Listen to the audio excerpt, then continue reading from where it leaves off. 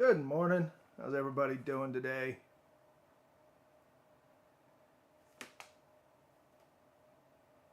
Got a couple things figured out while we wait to get started here.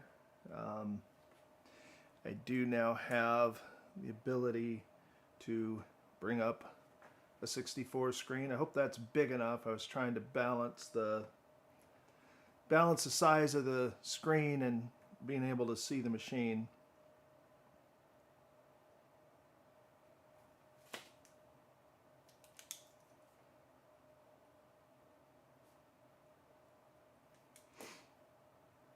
And hopefully you can hear me okay. Looks like the volume was okay on the road. It seemed a little quiet last week.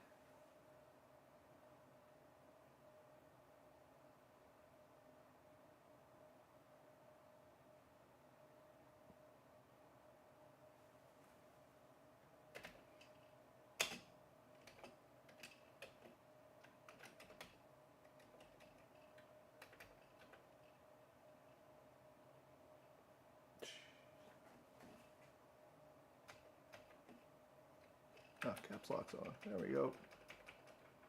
Wow, that's tiny for me. You guys can read that all right?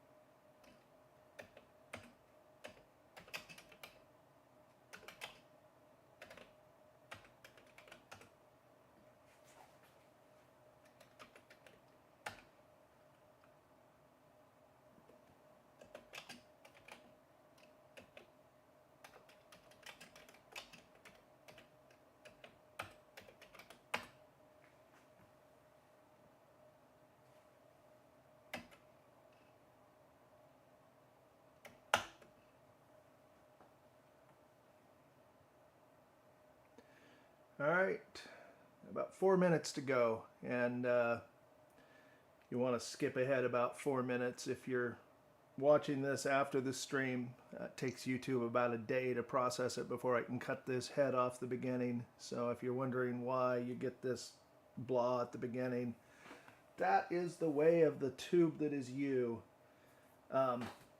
But by Monday morning, I'll be able to cut the head and tail off of this, so you don't have to watch, and it'll start when we get started. But as I said, we now have Commodore 64 Vision. Cable's a little short here, and one of the issues is that I still have no way to run a 128 and 80 column, so we're going to have to use 40 column mode on 128s, and I want to start with a 128 special one today. And then other than that, I think we're in good shape. I'm going to go ahead and get this out of the way. This is just a known good 64 I had set up for testing.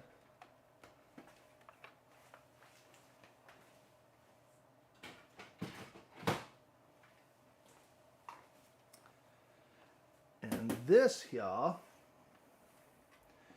is the Amiga 4000, which is now looking much, much happier. That is all cleaned up and pretty. It's actually, I had it all nice and pretty and clean, then I set a monitor on it and it smudged it up a bit. About 2 minutes to go. And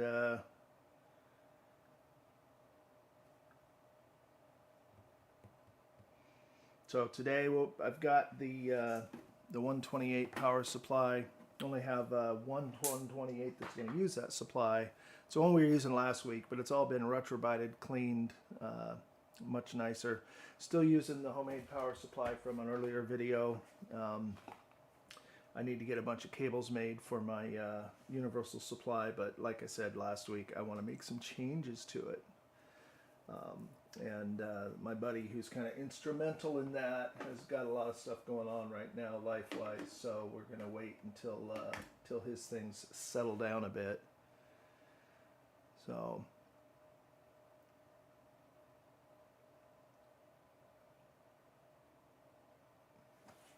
be back to start in about 30 seconds.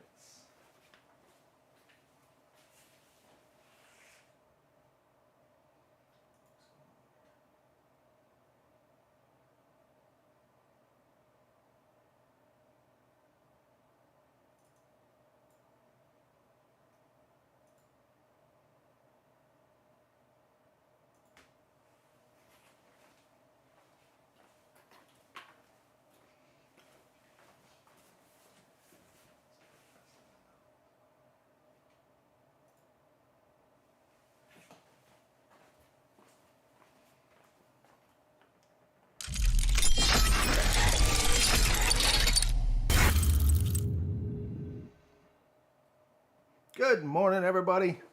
All right, so we are ready to go here. Good morning, Jeff. Good morning, Dave. I am set up now where we can go ahead and view Commodore 64 screens. I've got a little mini screen. You can see the bars from the Retro Tech right there. Hopefully that's large enough. We're just smoke testing. I appreciate that, Jeff. I've been really reliving my days. Also wanted to show this to you guys. My focus this week has been on this 4000, and it is looking shiny and new, and it is up and running. So I have a video. I've got about a little over 200 gigs of video to edit, so I'm hoping to get it out around Wednesday. So video on that. Watch for that. And today we're going to be smoke testing a bunch of stuff. So to start out with, I have what will hopefully one day be a personal machine for me. And this right here, as you can see, is a Commodore 128D that came from the Stone Collection. And a couple things interesting about this machine. The one that was most interesting to me is that the warranty seal is still intact. And I was really hoping this. I have never tried, tested, or anything this machine. The floppy disk was stuck when we first brought it over, but I wiggled it a little bit and it popped out. I think it's pretty inevitable that I'm going to have to break that warranty seal because I'm pretty sure this disk drive is going to need service. So this will be the first time in my life that I've powered up a 128D, and I have to be honest, I don't even know where to plug in the keyboard. There we go, right there. Set that there, go back to top view. I did get the focus issue fixed on the phone, on the side camera, so that shouldn't be an issue anymore. Nice. And then make sure that the power is off. So one thing I should mention, if the stream goes dead at any point, I still haven't gotten an electrician out here. They're, because of the wildfires a couple years ago, any kind of person is really hard to get, any kind of a contractor or sub. There's a GFCI that if it dies because this was not wired the way I spec'd it, the camera and everything will go dead too, and so will the computer running, so I'll have to boot it back up and reinitialize the stream. But I'll be back ASAP if we pop a circuit.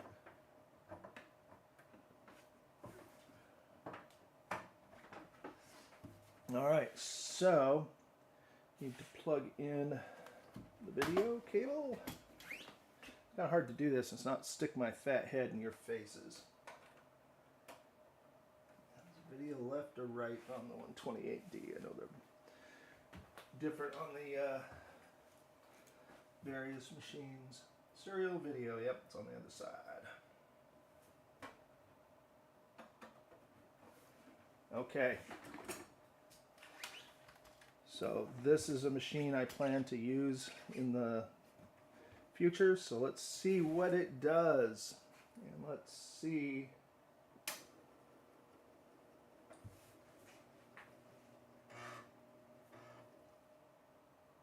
Huh. Caps lock off.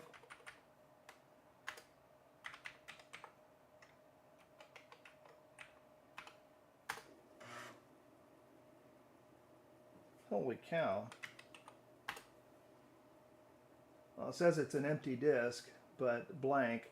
This disk has probably been sitting in this drive for, since like 97 or 98, I would guess, maybe longer. Machine looks like it's a real low use, and so then let's do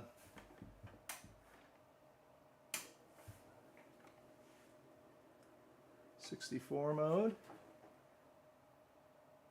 38911. This is looking great. So then the question becomes, if it seems to be working fine, do we mess with it at all? I'm thinking I probably won't at some point. I really like the thought of having that warranty seal intact. That just is something that that I really enjoy. Feels like a new machine. So there's one.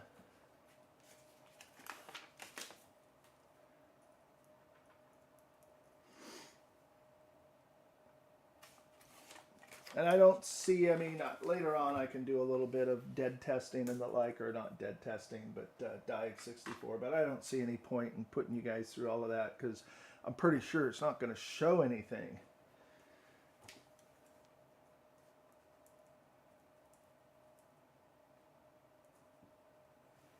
All right.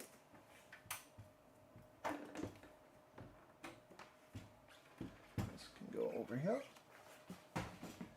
All right, so a little later in the stream, we're going to take a look at a couple of these.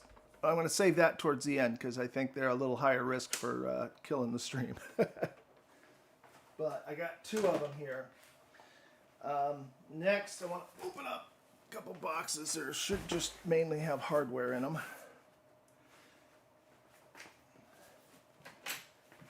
So this one says C64 1541 shop. And it says 1541 times 3. One of the things I'm looking for is a dead 1541, probably a neutronic with bad heads. And what I want to do with it is there is a lot of mold and dust and stuff in the 5 1/4 inch floppies in this collection. So I want to get a drive where I can remove the heads and use it as a way to clean discs. So basically slip a 5 1/4 inch disc in, flip a switch to activate the motor in the drive to spin the disc, and then use alcohol on a swab to clean the surface of the disc. That's my current theory. The A64 package from Questronics. And so here is a bunch of discs. They look like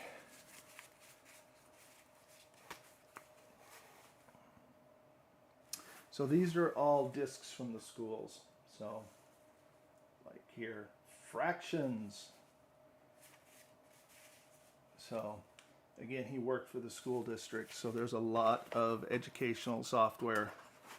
Scholastic fraction munchers. Didn't anybody tell them that they need to munch their entire meal and not just a fraction of it? Something with the name Bill Connolly on it. So it's like Geos, Forpal Utility from Epix, Bungie Disc, Graphics Library, Print Shop, Christian Scenes and Symbols, Graphic Art, Print Shop, Graphic Art, and Printmaster Art Gallery. So nice little set of discs, and the fact that they're sealed up in this box might help protect them a bit. So it seems like I can recover about 80% of the 3 1/2 inch discs, but a large number of the 5 1/4s have been bad. And then finally, more educational software, it looks like. Yep. Okay. And it's another one of those 64s that's in the South Africa. So it's an aftermarket case made by Micro Accessories of South Africa. Again, got the little cover over the port. I really love that. It's a great way to remind people, don't plug it in while it's on, or you're not going to like it. And then we have 3 1541s. Looks like neutronic. Let's see what kind of shape they're in. Well, the screws are in it. That's always a plus out there. And this is an actual refurbished by Commodore. All kinds of dead ants. Also a neutronic. And this one has its own stone storage, so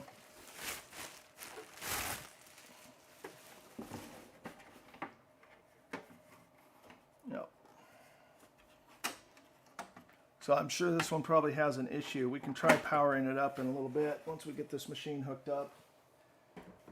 If I have a serial cable handle handy.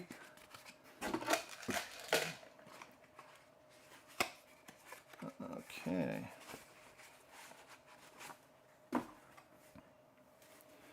And these discs are a mix. The top one was educational, looks like. Doodle, Renegade, The Writer, Super Graphics. The utility disc for the Super Graphics Expander, excellent. Cut and paste, posters, Epic's Create a Calendar, Printmaster Plus, VIP Terminal, and Explode. Don't want really to explode things, do I?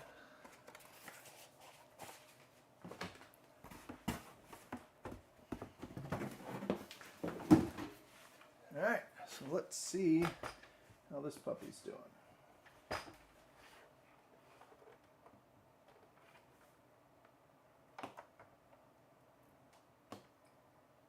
Well, 5-pin, and that's another thing I don't have a solution for yet, because this is a homemade cable that creates S-video to go into the Retro Tank. You can't do that on a 5-pin, so that simply won't work.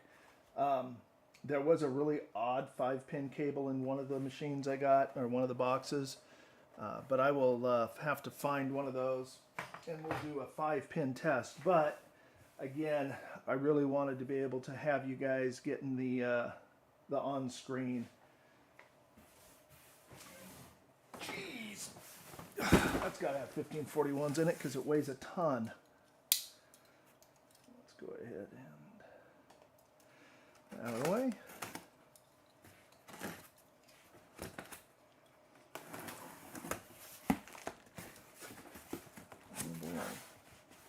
VIC Graphics, VIC Revealed, VIC 20 User Guide, VIC Games for Kids. That's a Compute Books. I loved Compute Books. Actually working on the beginnings of a video about Compute Books. I really, they were a real go-to for me back in the day. Mastering your VIC. And hey, look, new old stock disc sleeves. Oh boy. And more. All right, so what do we got in here? That's a very yellow looking drive. Ah, it's a VIC 1540. Excuse me. It's got a face full of dust. All right. So the VIC 1540, which is right here, when it comes time to get into these and test them, the thing you're looking for, is my understanding, is that they have the original ROM in them.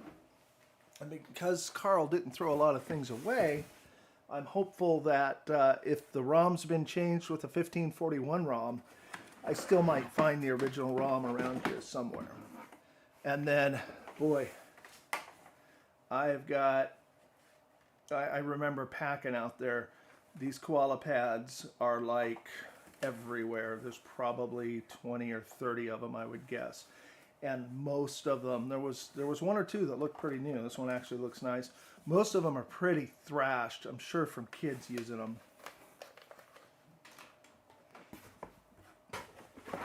Here's what I'm looking for. More. And then the disk drives, there is a 1541. And this is clearly the orange edition. You can see it must have had a drive sitting on it for years. If you've seen the video where I first looked through the Stone collection, I would guess that this probably came from that pile by the door. I was getting a lot of light. Another interesting thing here, and a really common theme with Carl's floppies, is it's had rather nasty but taller feet put on it so that they could breathe a little better, because these drives, as I'm sure you know, really get hot.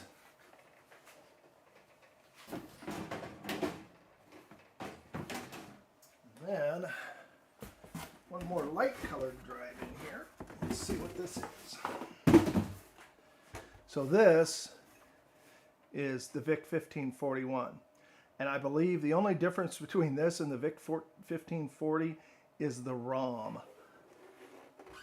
And correct me if I'm wrong, because I do get wrong sometimes. Has a note on here, 11/17/96, needs alignment. And there's another note, and I can't read the date, it's been damaged, but runs quiet, align okay, head stop, speed, 284 low, head cleaned rails, so looks like it might need a little bit of work. Alright, now for the main event. Check this out. Very dirty, question mark. Well, it may have been a while since that note was written, but that's exactly what we're going to do. We will check this out.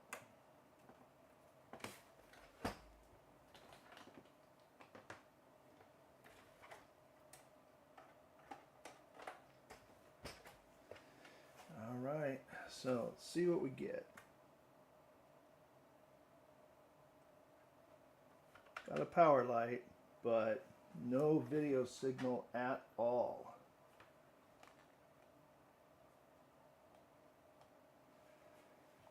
Something going on here with the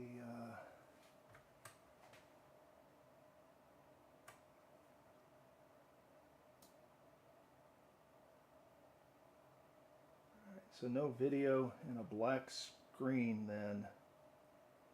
So intermittent video, intermittent black screen? How's that?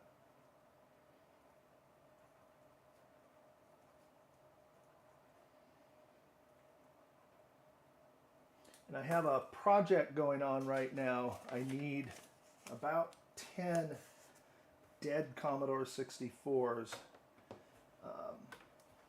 to get repaired.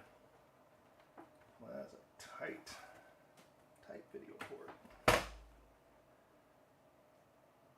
And to ship out to some people for a charity deal, for a charity repair, which you'll be able to watch.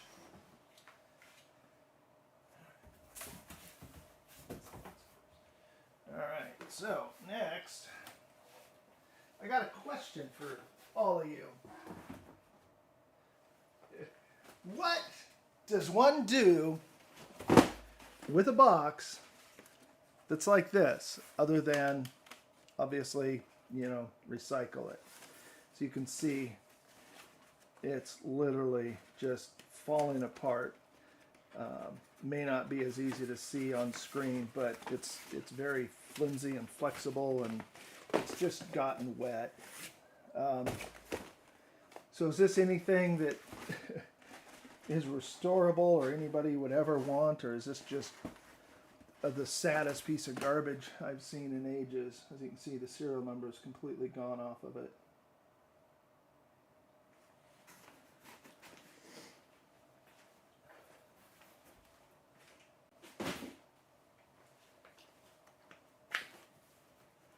This box, however, is a little bit nicer looking. So, yeah. Some of these are kind of crusty and hard to open. So,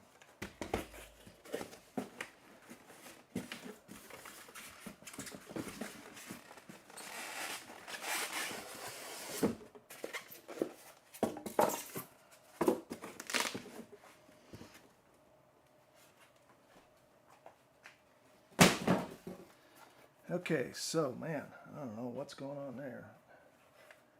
It's like some kind of old tape residue, it looks like. In fact, I've got some tape over here. There's a serial number.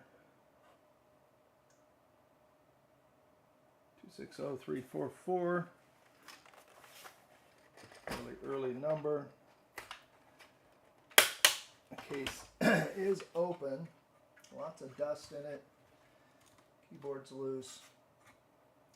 Not seeing a ton of rust though, and a lot of socketed chips, which is nice. Definitely an older board. So let's see how she works.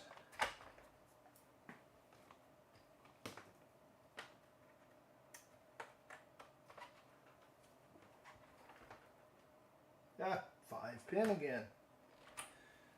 Just becoming the story of my life.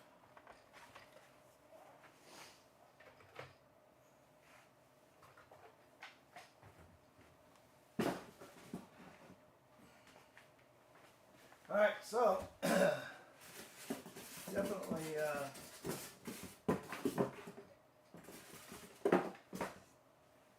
I'm definitely not accustomed to all these 5-pin machines. Yeah,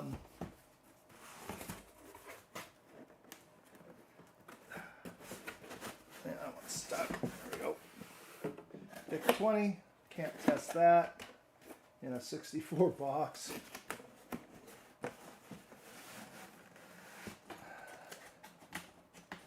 I'll have to get that out of there. I do need to oh, Big 20 right there. Somebody wrote a note when we were out there.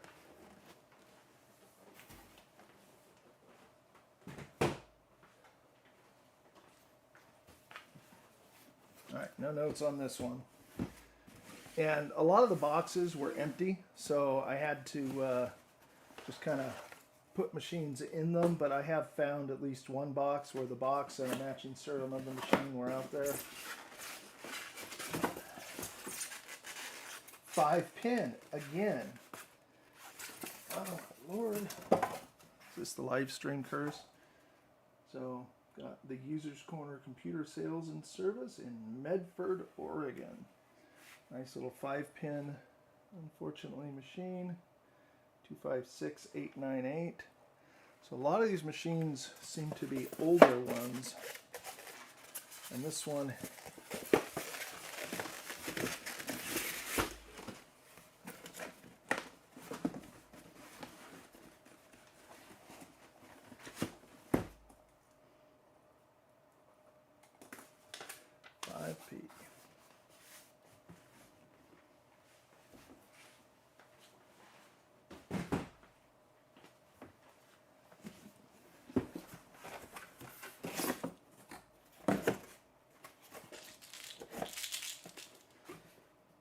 Jim Seville, skip the phone number, serial number P716789.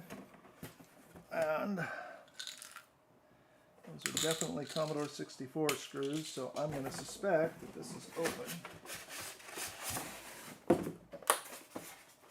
This is not a 5-pin one.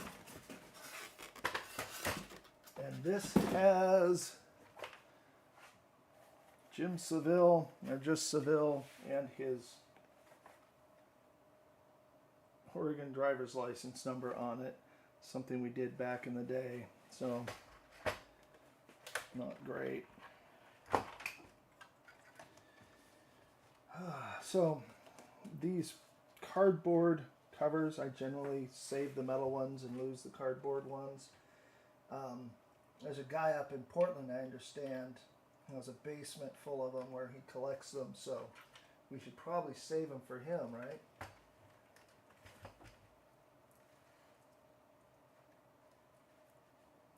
Let's get the keyboard on straight.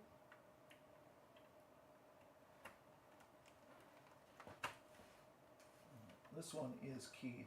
It drives me nuts when these keyboard connectors are not keyed, because there's a missing pin, and there is a way to key them. So there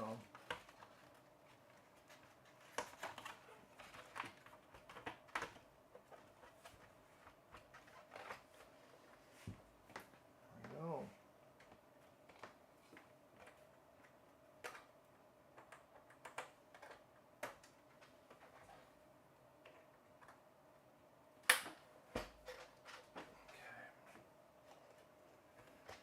Ready? Here we go. Power light.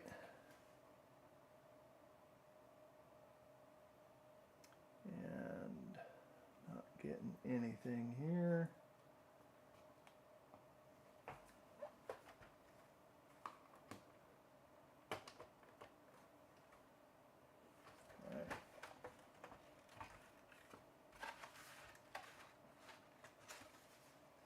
Oh, yeah, that'll do it.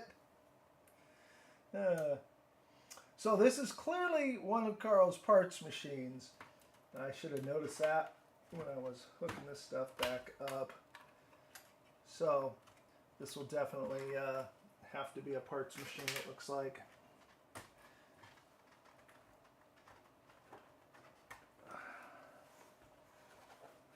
So, notice anything missing there? No CPU, no PLA, no SID, no VIC-2. The RAM chips are Okies, so those are good. The transceivers are socketed, which is nice, and then the PLAs are also socketed. They're R4s. So a lot of useful parts on here still, but it's kind of sad when a machine is in that state. And who knows? There seems to be an awful lot of parts machines, so I may be able to make a few good ones out of them.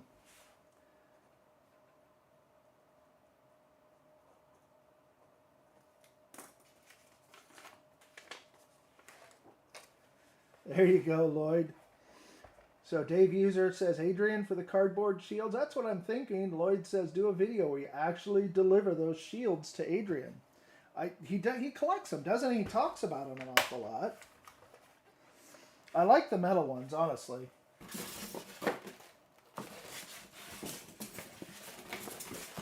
Alright. Sorry to keep you guys waiting while I put this back in the box, but first stream that I did looking at the smoke testing, I made myself a real mess of a puzzle because I pulled all the matching serial number machines out of their boxes. So this is serial number 526 on the box. Got a user guide.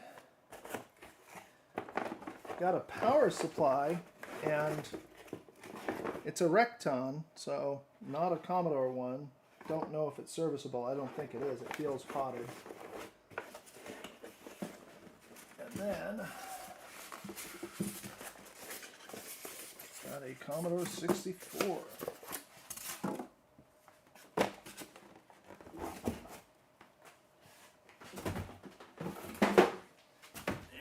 This machine looks okay. There's the serial number. I love it when the glue comes through like that. It's a much later machine. Some writing has been removed right in there. No engraving, lots of yellow because, you know, lots of yellow. That was lovely. I've got a really high quality S-video cable, and I want to make a new one of these adapters for the Retro Tank. So let's see what we got.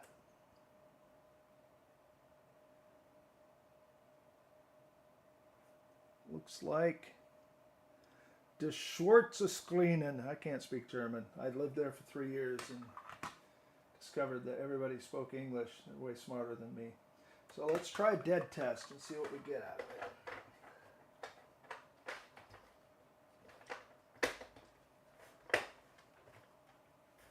Okay, there we go.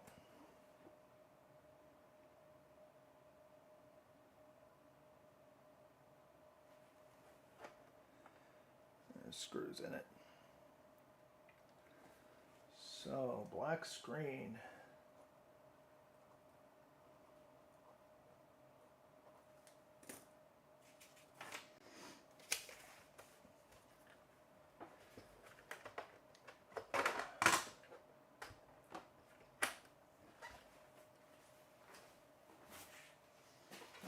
Next up, hey look, it's a Commodore 64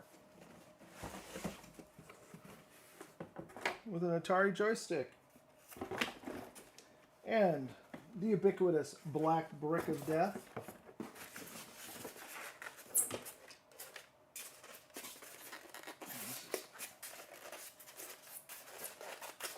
Really tight. In fact, feels like it's sticking to it. God, wouldn't it be lovely if the starter phone stuck to the Commodore 64s, like it sticks to the cables? Man, that would be a mess. So, something to be grateful for.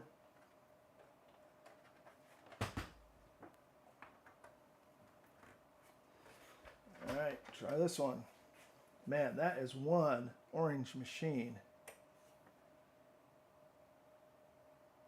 But 38911 and seems to boot. So let's go ahead and give it the old diag test.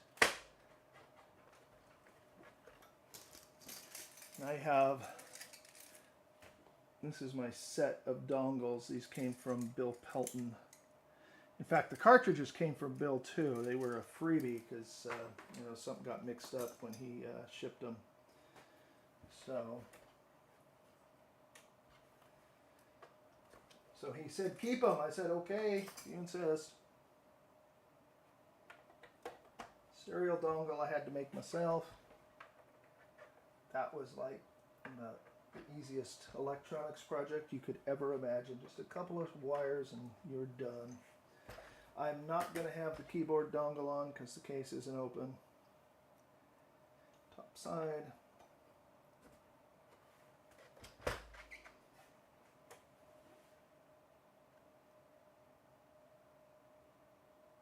And there we go. Hard to read that small, I'm afraid.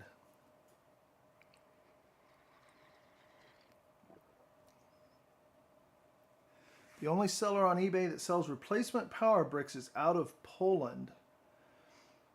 Wow, that's a lot of shipping. I generally either deal with Ray Carlson.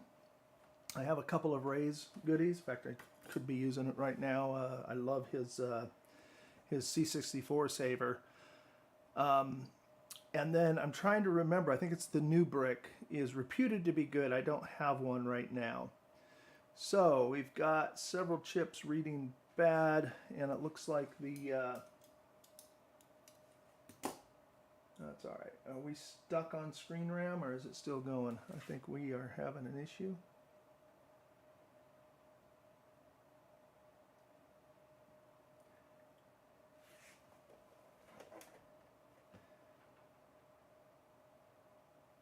Now I think we have locked up. Interesting. You guys want to take a peek inside? Why don't we? I'm just going to pop this open real quick because I'm curious. I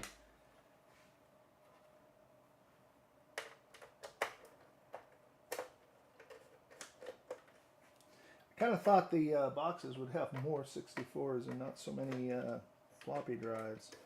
So we may end up pulling a known good machine and testing some of those floppies. Problem with that is they really need to have their heads cleaned, I think, before they get used. Otherwise, we're just going to end up damaging discs.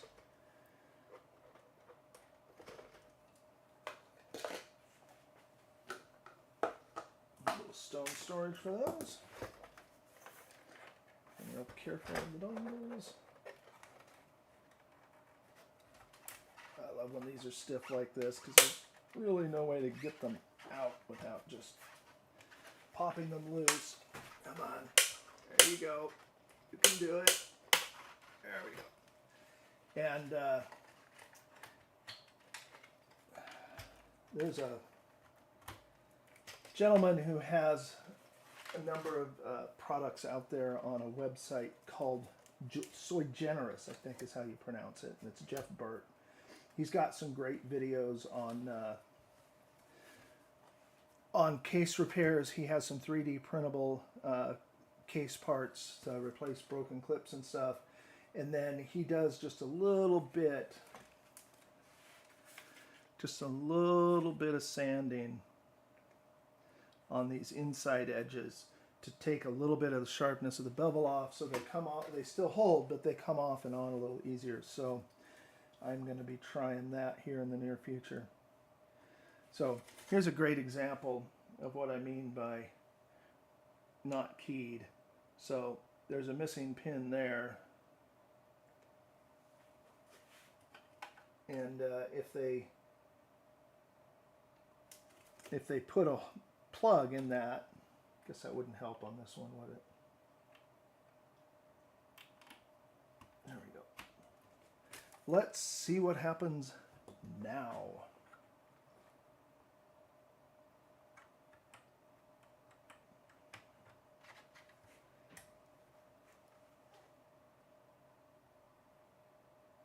Black there for a second.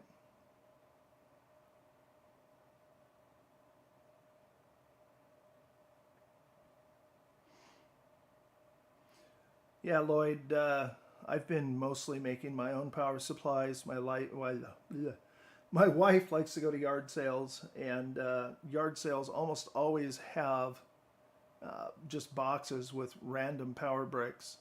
So every time I can find one that is a 1 amp or more 9-volt AC, I grab it and then use that with an off-the-shelf DC power supply and make a power supply out of that. It works pretty well. And you can make a power supply that way with a case for probably $25 or $30.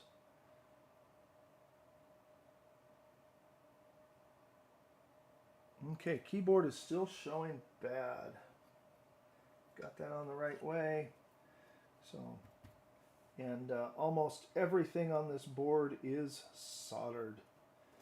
A couple of RAM transceivers. What I see there, can't see the VIC. So, keyboard bad.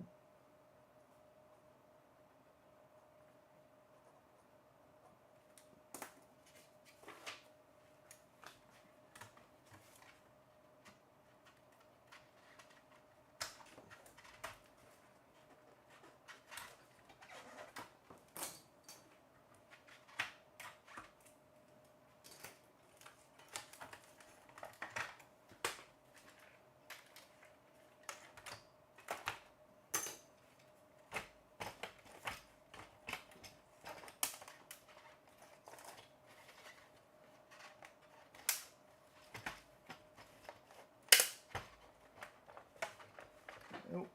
I'm just going to put the screws in.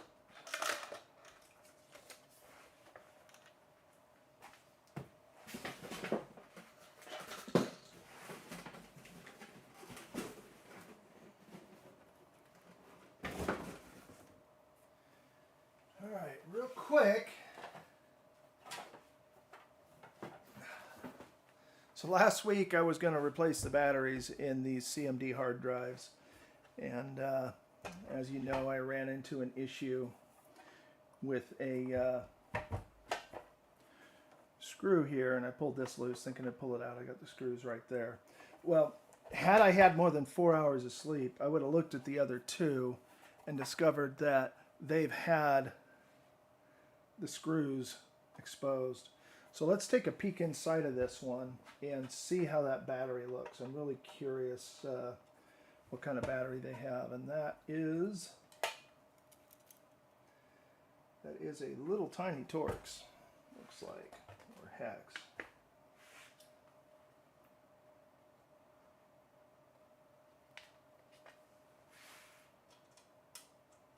Not that tiny though.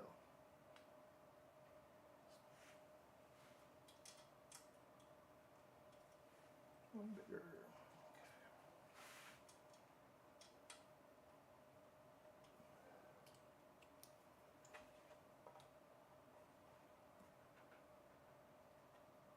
Wow, that's tight.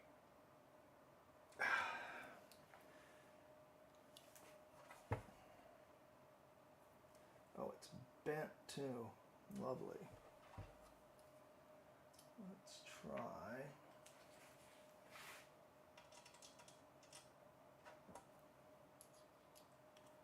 That's a very odd screw. Let's try that. There we go. Wow, that was one of the tightest screws I've had to remove in a long time. And the rest are normal Phillips.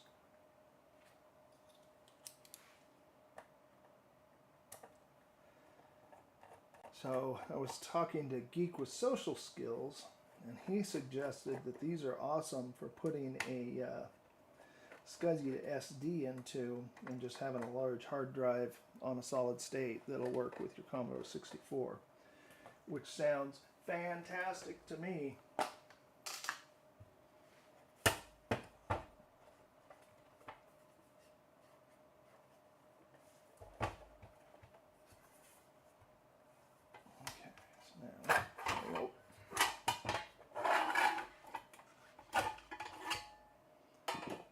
Alright, so it looks like the hard drive in here. It's a C-Crate. I am not a huge Seagate fan. If you are a Seagate fan, I'm sorry. Not sure if I'm sorry that I said I don't like Seagates, or I'm sorry that you like them. Sorry. No, seriously though, we had a lot of bad Seagates back in the day. A lot of them. A buddy of mine worked at Supra, so we were getting all kinds of Supra stuff that was not passing QC, and we spent a lot of time cobbling together. Well, those come loose in just a couple turns, don't they? Cobbling together good drives out of multiple bad Supras, so there may be a reason why we had so many issues. And this drive looks alright. No bad heads. 6 heads, 613 cylinders. It's an ST-157N.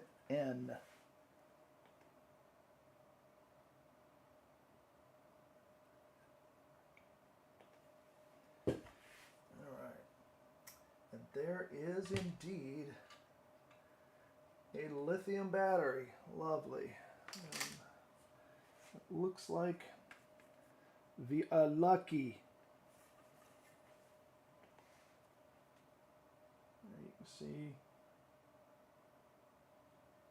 the battery that has not leaked at all. And I'm told the boot ROM matters on these, so it is an HD boot ROM version 4.2 from 1990. And my understanding, well, Geek's explanation was that need to get a later ROM that'll accept, I think it's up to a 4 gig drive. So I'll put this together and get that battery removed later, but that one looks happy and safe. I'm going to put it in a happy and safe place. And then there's one more of those we can look at.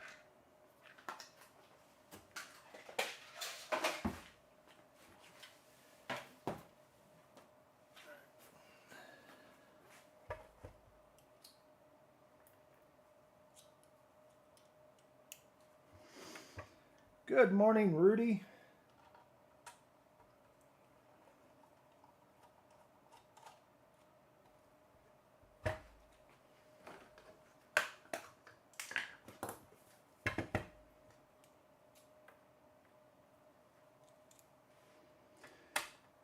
So right now, Rudy, we're taking a look at the batteries in these.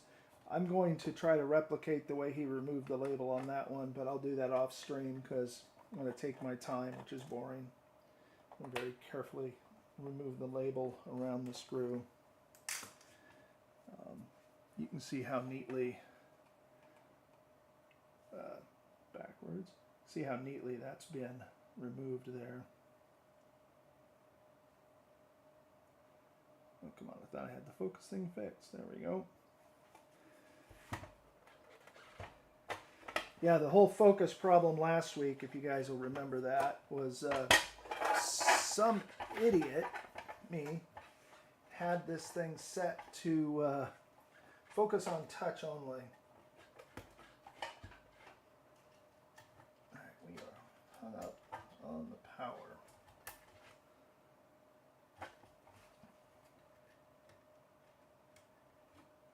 There we go.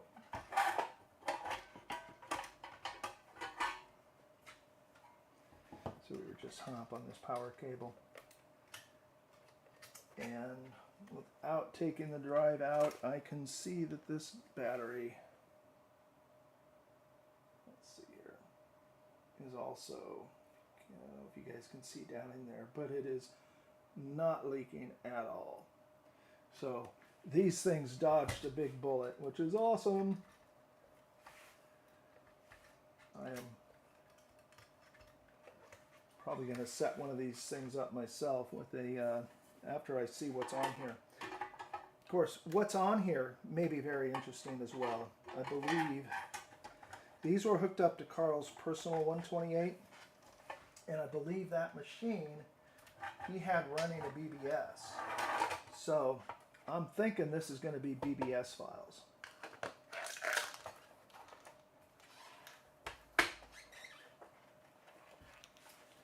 All right.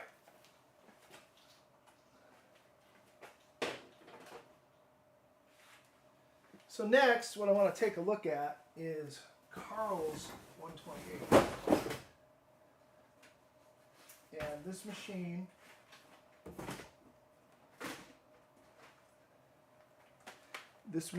was Carl Stone's machine, the one that was hooked up to those and running the BBS. And in theory, this will be, well, not in theory, this will be going back to their family. I believe that Stone, Carl's grandson, is going to come out and help me restore it. Why is that not fitting? Because this motherfucker is not attached.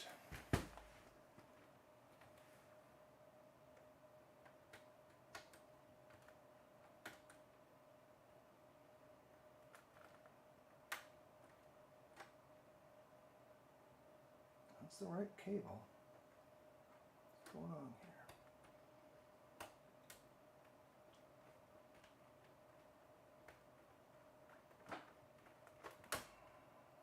It does not fit. Those are the right positions. Oh, I see. The center's right. Tin connectors. Oh, yeah, but this one, something feels wrong, so I'm going to give it one more college try. Nope, that is not going to fit. I really wanted to run a test on this today, but this whole trying to get live stream set up on multiple different computers has been very challenging. So that cable seems a bit different than the one we had hooked up over here, and this is all torn apart because I've been working on the Amiga 2500 all there. That's monitor, everything that we're using last week's all torn apart because I've been using it to work on the 4000, which has been my priority this week. So we're gonna skip the 128. Dagnabbit. But we'll get into something sexy. And I'm thinking, lock it. I'm thinking I can set this up so you guys can see it better. So this is one of the two machines that were out there. It does have a very crusty keyboard cable.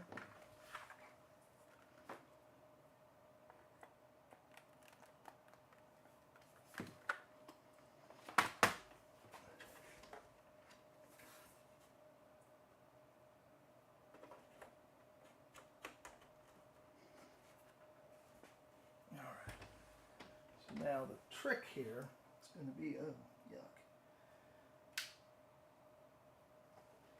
Trick here is going to be getting the video cable over there. So,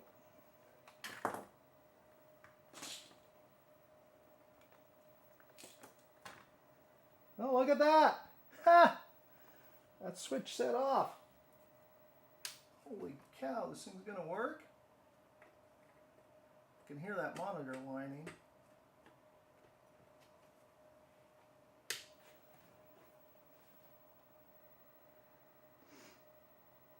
Well, look at that. That's shocking. The bottom vents on this are just full of white junk. Hey, good morning, Jan. The UK, awesome. And Miko, hello. You are seeing a Commodore 64, an SX-64. So this is the Executive 64. I'm going to switch the overhead for a second. So these machines all come together with a handle, so you can just carry them around. They've got all the connections on the bottom of a regular 64. Cartridge port right there. And I coveted for one for years, and then somehow over a period of just a short year or so, I've come into 3 of them plus a parts one. So I don't know how that happened. But this is looking good. Let's just see what the Diag 64 says about it.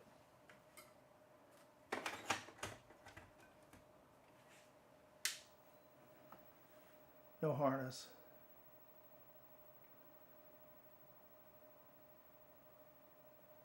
And the reason there's no harness is because I honestly don't know if the harness is going to work in this, and I don't want to mess it up.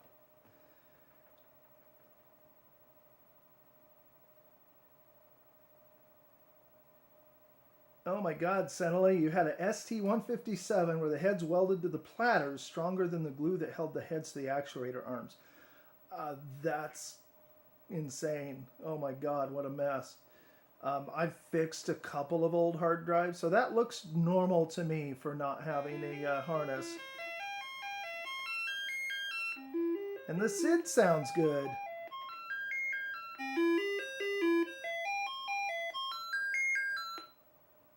Wow.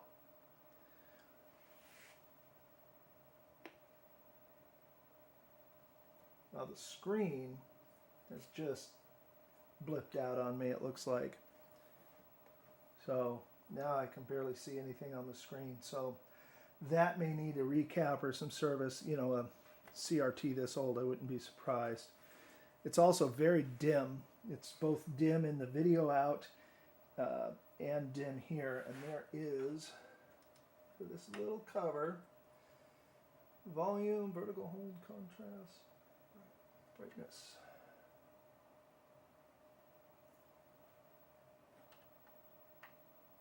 So these are all just the CRT settings, it looks like.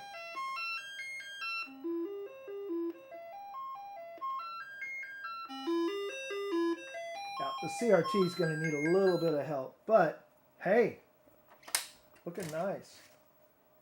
There's a blank disc in it too.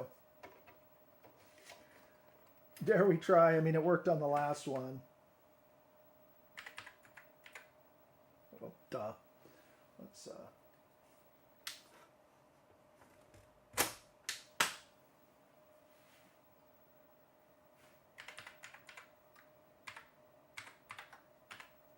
keyboard working okay? Seems to be. Ha!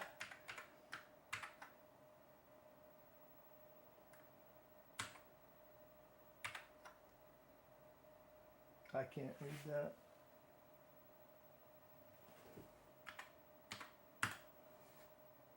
Yeah, keyboard's not fully working, so that's going to need a little bit of work too. So, let's take a look at the other one.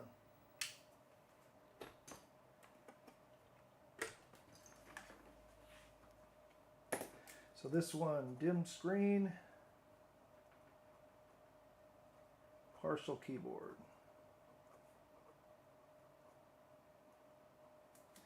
And this machine also has a couple cosmetic issues.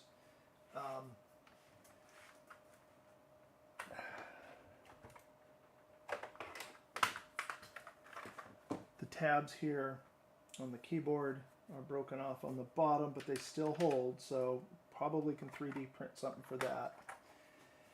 And then there's supposed to be little blue caps on the end of here, so I'll need to come up with a replacement for that. I saw a video somebody did, and cannot remember who it was. Somebody can probably tell me. And they were using the top, I think it was Ray Carlson on his website actually, using caps off the top of milk bottles to cut replacement parts. So I'm just being real ginger with this because they're old and these parts are delicate. But there it is. It just stands up and release the handles. And there it is.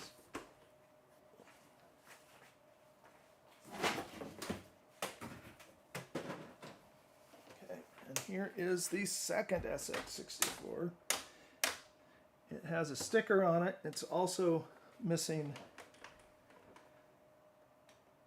the caps for this. And then this address on here, when I was president of the Amiga user group, the gentleman who's engraved on here, it used to be his machine, Chuck Keach, he was the vice president. So I knew him fairly well, and very cool to see his machine. This machine and seeing that engraving is why I thought that Amiga 500 might have been my old machine out there. God, and no cable. I waited for days to check to see if that machine was my old machine. So I won't spoil it, but you can tell by my attitude. So I'm just pulling the keyboard cable out of this machine we just checked.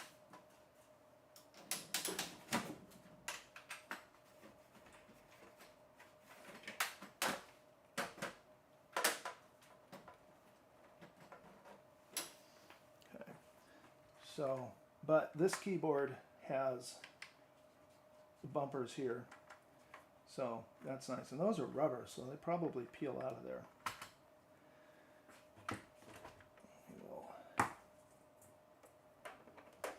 It's kind of nifty the way this machine works. You can see how the handle is lockable, forms a foot for the machine to have a nice angle for viewing the monitor. Supposedly they originally intended to have 2 floppy drives, but it turned out that the power supply in here is not strong enough to handle 2 floppy drives. So they put this disk storage, which kind of drives me crazy because, you know, I don't generally put my disks right next to a CRT. I don't know about you. Okay. And we got a switch on the back here. I'm going to guess that is a Jiffy DOS switch. Carl loved Jiffy DOS. Okay, you ready? Okay, so the drive didn't spin on the other one, so clearly that one has drive issues too. So we've got a good screen, got the right settings over there, nothing on the CRT. I do hear the CRT whine though, and there we go, just brighten it up a bit.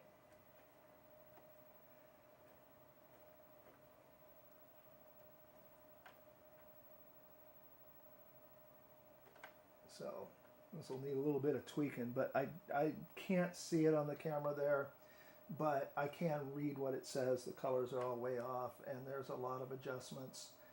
And, you know, a CRT this old is going to need a recap. You know, changing caps on an old motherboard is one thing. If they're not caps that are likely to leak, you're going to be fine if your filter caps are off by 20, 30, even 40%. They should be just fine. They're literally just filtering noise. And that's why you'll also see when you're looking at 2 identical machines from Commodore, and you can have filter caps of different values, and that's because they just swapped out whatever was cheapest or available. So this looks pretty good. I'm going to go ahead and give it the old diag.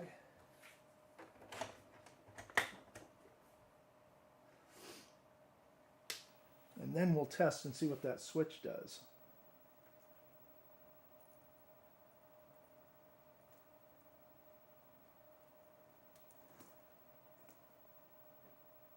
All right. These SX-64s show up dark, but then it occurred to me, they use different colors for the contrast, for the visibility on the little screen. So it's not so much dark as, you know, it's gray and blue, not the usual colors.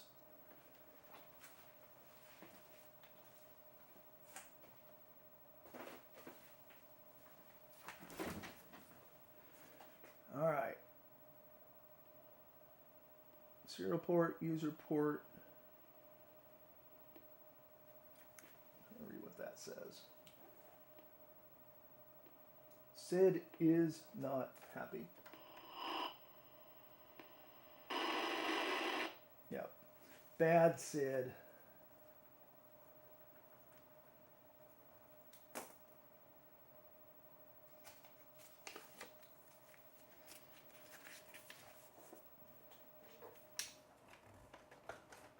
I'm going to flip this switch on the back, turn it back on, and see what we get.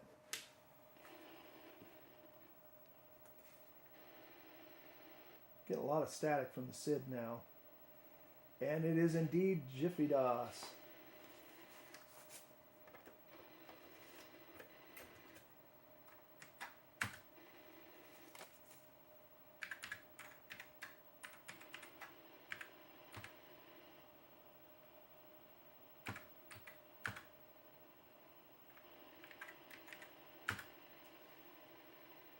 Yeah, disk drive keyboard issues. Might be the cable too. A lot of static coming out of this thing. I don't know if you guys can hear that.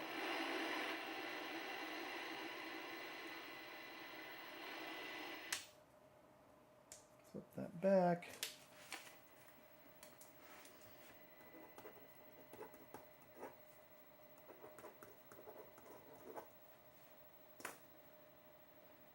Okay, so these two don't need repaired, it doesn't look like. They just need a good restoration. Yeah, there you go, Miko. The noise channel is working on the SID. Actually, you guys were talking about CPM machines. Come on, unplug. There we go.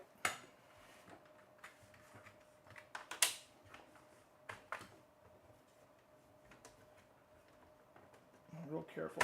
Pull this out by the plastic there. Hey, my scratch disc is bad because I just threw it on top of a magnetic screwdriver. It's a good thing it's a scratch disc, huh? But that is also a nice looking machine. Cosmetically, the only issue I really see is the missing caps. So I actually...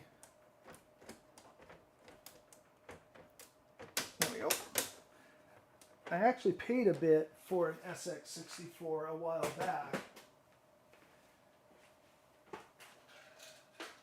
And those two both work better than it does. But, just so you can see what they look like, those are the caps. So that's what they look like. And this machine doesn't work at all. So I bought this a little over a year ago. I really need to get to it. I bought this, and then it came with another machine down here as a parts machine. Funny thing is, neither of them have working CRTs. This machine won't boot, but the parts machine actually boots fine connected to an external monitor. I thought that was kind of hilarious. So this machine is cosmetically gorgeous, and it's got the keyboard cable. So this is the one I'll probably be restoring for my collection. All right.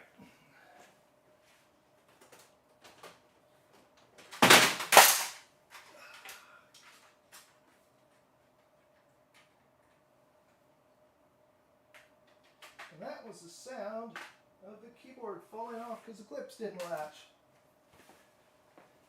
Should be no harm done though. All right.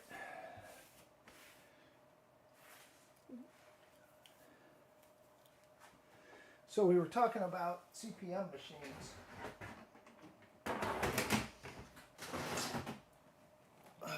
It's similar to a K Pro. This is a Osbourne 1.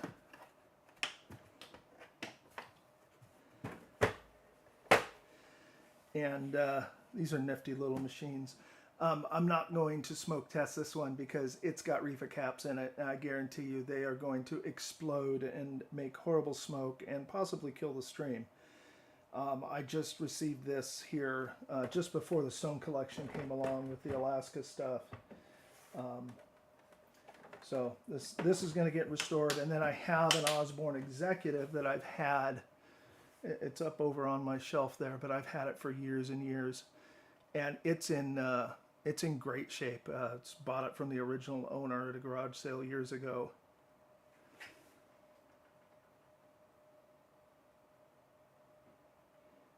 Hey, Senali, I have seen that where people put LCDs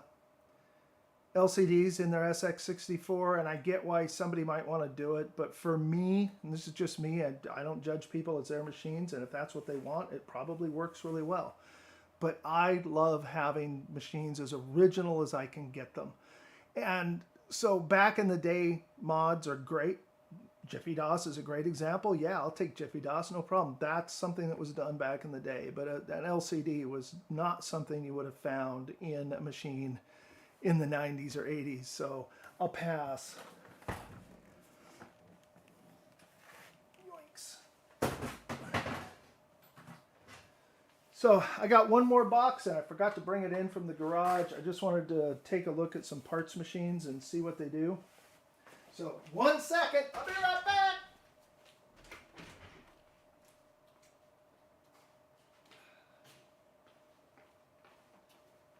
You know, last night I said to myself, don't forget to grab this box. So what did I do? I forgot to grab this box, but it was just sitting out by the car. So this is out of a cardboard box, topped with a few things, that was labeled parts. So just take a peek at what's in here. Now this I've already looked at, and it is the RAM link manuals and drivers. So good thing to have. I also did find a power supply. Super Graphics. Fun graphics machine. So this was a guy apparently here locally that put a lot of work into this.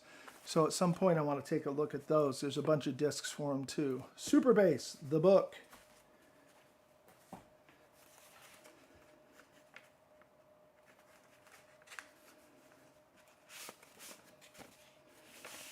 Fun graphics machine reference manual. This is like brand new.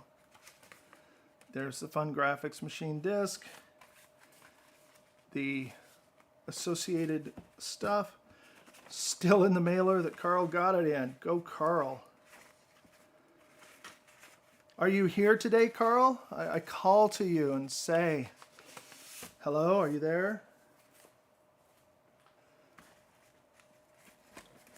Superscript word processor for the Commodore 128. I like seeing something. Hello, Carl. I knew you were here. I like seeing something that is Commodore 128 only because that's so uncommon. And this was so common back in the day. How many people just can feel for this and resist the urge of ripping them all off? It's like the old Prince.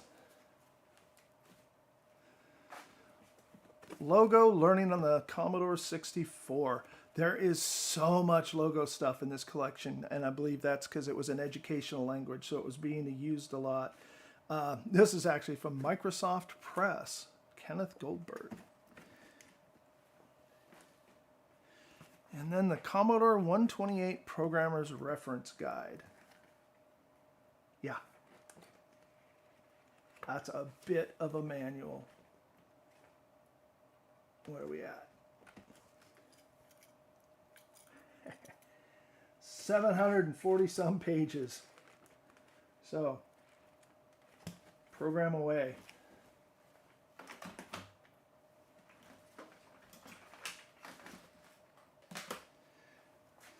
Well, Carl, we weren't able to test your computer today like I planned. I can't get my my homemade cable that goes into the HDMI to plug into it. Okay, so this is clearly a parts board. Lots of sockets, all empty. So the RAM chips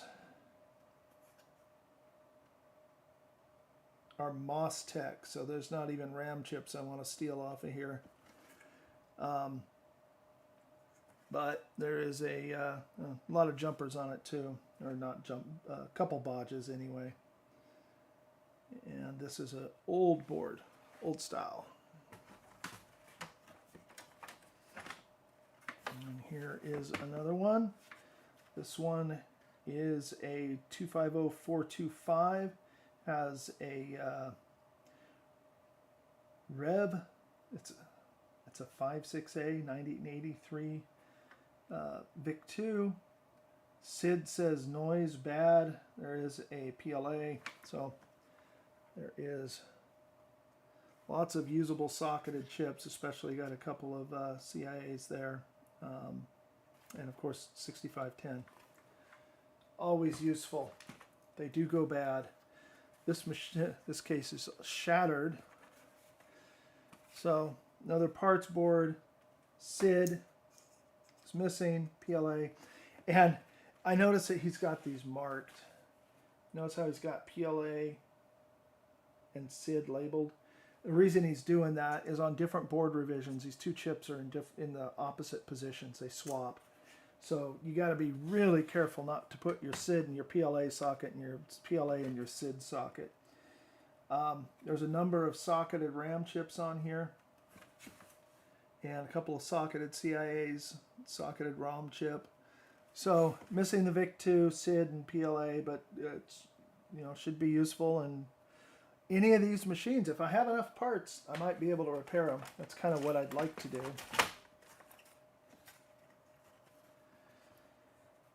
Here is a 326298 Rev A board, and it is stripped of everything socketed and then some. So clearly well used.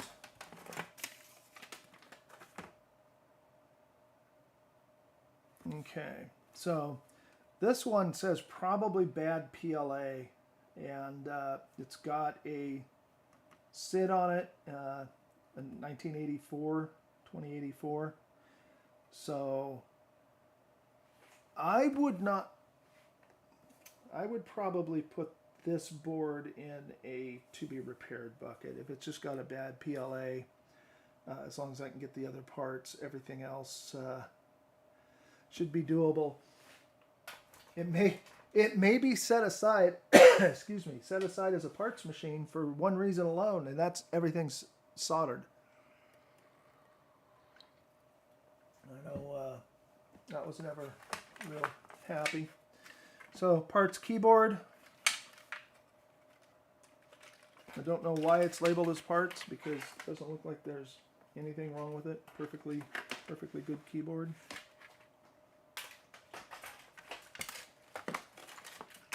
And there we go. Parts keyboard, parts keyboard. So there's 3 keyboards in here too. I was thinking it'd be just boards. So then a random tape, Commodore 128 book, not tape, a random print ribbon. But check out this. Not what I expect to find in there. So, original Pool of Radiance disc. Homemade. Look homemade. Those are handwritten, I believe. But, yeah, a homemade, like photocopied deal. And then full set of all the discs. So, those can go up here with that Pool of Radiance box I've got sitting there. Activision's Decathlon, 48 inches, Easy Working Filer, and Epic's Sporting News. Oh boy, look at all that good stuff.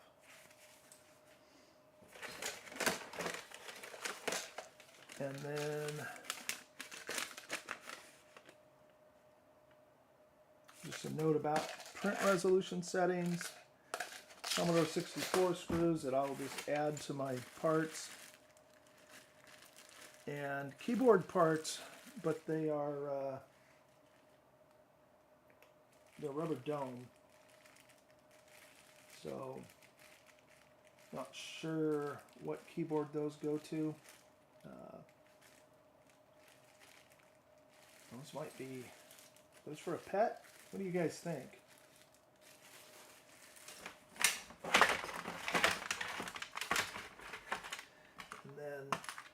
think I mentioned that something not that heavy got dropped into a box while we were packing, and it just shattered like glass. And these are all the parts from that, and this is just completely brittle. So that's the problem with these old cases. And what I may do is try some treatments on these broken cases and see if we can get a little more pliability into them. Who knows? Doubt it. All right. Hi, Sydney.